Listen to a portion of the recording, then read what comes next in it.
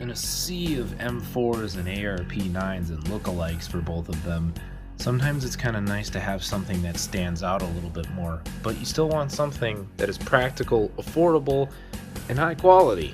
Well, this gun used to fit the affordability part pretty nicely, but it kind of rose in price over time. So what I want to help you guys answer the question of today is this Ares UMP worth the even higher price that it goes for now than it used to? Or is it something that maybe you should skip over and just pass up on for an ARP9? Let's find out together. Alright, so this bad boy is the Ares UMP, but it's not really listed as an Ares UMP on most websites. It's actually listed as, you ready for this? I had to write it down, there's no way I was going to remember all this. The H&K UMP-45 Elite Gen 2 Airsoft Electric Blowback EBB SMG Rifle by Umarex. Like, really? But if you look on e-bike's website, and because I just looked at the gearbox on this thing, it's an Ares UMP. It's OEM'd by Ares, and it's got the Ares ECS MOSFET in it. So, I mean, you know you're going to be in good hands in terms of performance in that aspect, unless you don't like the Ares ECS MOSFETs, which a lot of people say, oh, I burnt mine out. Well, I haven't had any problems with mine. I've actually really liked this gun so far. And the only problem, though, is that, again, we got to come back to the discussion later on at the end of the video of, is it worth buying this for $330 to $340? They're all out of stock on most websites right now, but give it a few months and I bet you they'll be in stock for that price, because all of a sudden they just like raised it up to that. It used to go for about $289 on average, give or take $10 on most websites, and now all of a sudden it is way higher. The cool thing is, though, is that I got this for like 220 or 225 bucks or something like that back in the day during the Black Friday sale, so I stole it like a bandit. But would I pay 340 bucks for it? Well, I'll give you an answer at the end of this, but for now let's just talk about the externals, and then we'll talk about the internals and its user friendliness. If you want to see gameplay footage of it, then, you know, to understand how it performs, go ahead and look at my cursed UMP video that's gonna, you know, should be up already, and you can get an idea of how the stream of BBs looks when you're using it. I mean, you can definitely see the BBs when I'm playing around with it in that format. And if I can use it in a cursed format, then that means as its ordinary format, it's a good gun. It really is, okay?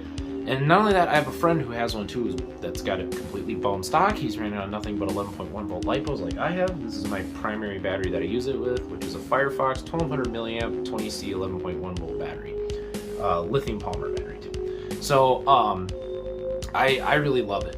But do I love it enough that I'd buy it again for 340 bucks? Let's find out. So, one thing you have to be wary of is whenever you buy a UMP or a lot of these H&K guns like this, you know, obviously the 416, 417 are a little different, but it's got a rubberized, you know, butt pad on the stock. The whole stock is polymer. Upper and lower receiver is all polymer. The shroud around the barrel here is all polymer. This is polymer. I mean, you know what I mean? Polymer. This might, I don't even know if this is metal, and if it is, it's really cheap feeling. The selector switches almost feel like they could be plastic, but I can't quite tell. I mean, this thing has just got plastic all over the place, but it's solid. Really solid, you'll have to excuse me. And honestly, I can't complain about it too much. What is metal on it is this stock release slide, and then these rails on the sides here, and then the one on the top, and the one on the bottom. And then the magazine release. Maybe? That actually might be plastic too. So you have to be wary about that. Any kind of gun you get like this with the G36 is going to be mostly plastic. So when you lift it out of the box, don't be like, this is a piece of shit airsoft replica made of plastic. Well, that's kind of how it's supposed to be. And this used to make these affordable until apparently recently they're like, why not just raise the price by 50 bucks on average? So, externally though, even though it is mostly polymer, I can't complain about it in any way, shape, or form. The stock is solid, and then when you fold it, it locks in solidly, and, you know, it's nice feeling, but again, it's easy to release. You just pull up and pivot. When it pivots, it feels solid. It's not like poop, poop, poop, poop all over the place. Magazine well, little to no wobble, so you kind of do have to yank it out. It's not drop-free magazines, as you can see. But it feels good, and on top of that, the rails have no wobble on them. The charging handle is apparently solid enough that it can withstand dozens of H&K slabs that I've done on it. Feels nice. It's a little painful because it's not very optimal to do that with. But do be warned, this isn't an LCT G3 where you can just HK slap that thing until the day you die, this could break. All right. So if it's anything like the S&T one, eventually one of my H&K slaps that I do on it will be my last. But aside from that, it's a really solid gun. Externally, I can't complain for what it is. Now, let's talk about some other stuff about this thing. So when you get it, it's going to be configured to have this nice metal trap door. You just pull down on it, pivot it open, and you can put your battery in there. It's a little tight in there though, I won't lie. I have it wired to Dean's. It's like one of 3 mods I did to it, or 4 actually. And then you can just shove the battery down its gullet if it lets me. See, it's not exactly easy. And then once you kind of get it in, this electrical, I had to repair this battery, so this electrical tape's being stupid. And then you can plug it in, and you shut it up like so. And then it's like, okay, if you decide that that thing gets in the way too much, then you can take it out, and I'll show you how to do that in a second. But we'll just show off the gun.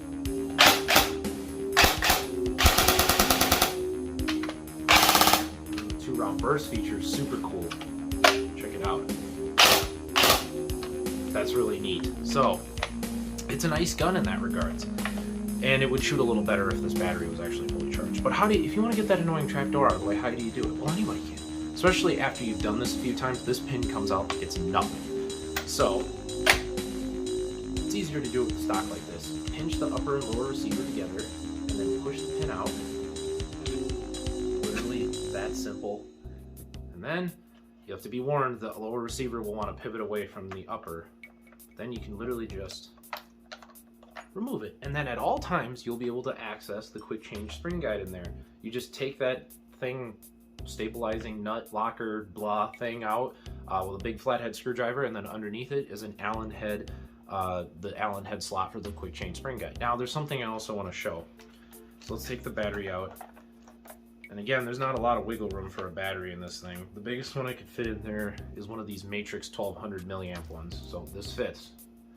And now, just mind the wires when you do this, but you can literally just pivot it down and lift off. So make sure, absolutely sure, these are plastic, so you do not want to break those hinges. If you break those, you're screwed. This is the gearbox. So as you can already see, right in there is all the ECS, ETU junk. I don't know if the camera's going to pick that up or not, but this MOSFET is ridiculous. I would not want to do anything with it. So it makes it intimidating to work on the gun itself. And then what used to be in place along the top here was this device. This, we're going to call it the connecting middleman piece, or the middleman piece. So the middleman piece used to sit along top of the gearbox here, and what it would do is it would hook into the piston. So when the piston moved back, it would grab onto this, and then this would grab onto the mock bolt right here, the gray part.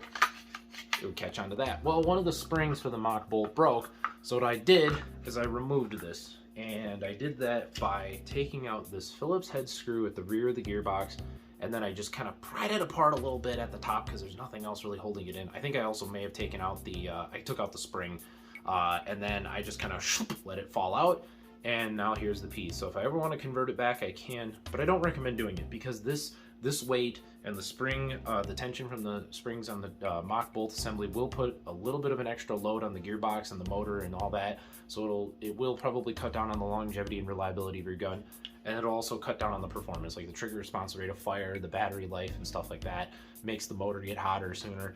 Taking it out is a better idea, and it makes it quieter, but not by much. My only other complaint, I guess, about this gun's internals is that the gearbox appears to be just made out of some, like, whatever cast metal alloy, and then the spring guide is just it's just got a steel base and then a plastic shaft. It's nothing special. The gears are probably the Aries gears that has the stupid magnet for the ETU or ECS in it, because I'm guessing it's one of those ones where it has to have a magnet come by the sensor in order to have cycle detection and cut off, the cutoff function, so it's not just running away in full auto when you pull the trigger in semi. It's really stupid in that regards, so I'm not a fan of that, but it works. A lot of people are always like, the ETU is fry. Well, this is my main battery, and it has yet to fry. And then if you wanted to take this thing out of the lower receiver, you just take out the screw at the bottom of the motor plate here, the one in the center here, because that locks into the motor cage in here. You don't need to take out the other two, and your screw will not look like that because I lost my original one, so I just used this weird replacement. And then there's a pin in the side of the receiver. Let's see if I can move it with my fingers. Yeah, so this pin right here that I just popped up a little bit, right there. See, it's sunken in on that side. You pop that pin out and then just kind of wiggle the selector switch as need be in order to get it to, you know, come out nicely. But otherwise, it's super easy to work on. One of the easiest guns to work on out on the entire market is the UMP. Another gun type that's super easy is the P90 because it's super simple like that, where you need to do very little to take it apart. I mean, it's just as easy to put it back on. All you have to do is just make sure that the wire is clear, the upper receiver, so put the hooks alongside these little slots for it. Like that, it'll kind of almost click in, pivot it up, and again, do it gently. Make sure the wires go in there, pinch it together, and then replace your pin. It doesn't matter how you put it in, as long as it's just in nicely. I just gotta make sure I don't have any wiring in the way. There we go, I was just being stupid. And then now it's back together, and then you can, you know, do your thing. I like to keep the trap door off unless I plan on using the stock folded. So there you have it. I mean, and then we're back to solid UMP. It's really sweet. And make sure when you do any disassembly like that, remove the magazine. Big thing. So is there much else to say about this gun? No, I mean, the FPS you can change at will, so that's super nice. So the velocity of this gun can vary however you need to be. The gearbox has needed no maintenance so far. I've only replaced the motor, the hop-up bucking, and then the Tamiya connector with the Dean's connector. The bucking, I did that because I was experiencing massive overhop when I first got the gun, meaning that I had the hop-up completely turned off, and then my BBs, even with like 2.5s or 2.8s, was still going like way too high up. Like, in order to hit somebody at 100 feet, let's say, because that's where the main up curve happened, I would have to aim at somebody's like feet just to hit their like mid-torso. Like, it was woof, like really bad. So I don't really like using this thing with like 3s. I like to use it with 2.5s or 2.8s. 2.8s is like probably my favorite weight in it. So I put a Promi purple in there and it's completely fixed everything. And I think the stock nub was just too fat. And then I replaced the motor with a SEMA high torque so I could get a little better trigger response. And then the stock one was kind of getting hot a little quicker than I liked. So I just was like, let's reduce that. And then just Dean's, because I just like Dean's. That other battery, the Matrix one here, is going to get replaced with Dean's soon. So I just got it like last weekend. So yeah. Yeah, there's not much else to say about this gun. I mean, some other user-friendly aspects about it that are really cool. So again, you get all this rail space right out of the box, which is nice. This nice rail up top here has enough room for whatever, you know, optic you really need. If you wear a full face mask, when you put an optic on here, it doesn't really need much of a riser because you can almost ADS with the mask here anyways, and then you get an optic and it works well. Lightweight because of all the polymer, works well to use with the stock folded, so you can, you know what I mean, you put a grip on it and use it like so, and it works to just kind of do like that. It's comfy. Again, it's pretty easy to use as an ambidextrous gun since it's mostly ambidextrous other than the charging handle, but you don't need to use that because it's an airsoft gun, it's an AEG. So I mean, it's not half bad to use as a lefty. Again, if you like bigger stocks like I do, the stock will feel really good, and the butt pad on it feels nice. It's a good gun to shoulder. It's a little tall, but again, it's not that long, so that helps too. Easy to work on. Battery compartment's really easily accessible when you get rid of that thing. Just a kind of a dumb space, but at least it's very generous on the length. It's just the girth of the battery, and you have to use these stick ones. It's super easy to change your FPS. That's super convenient.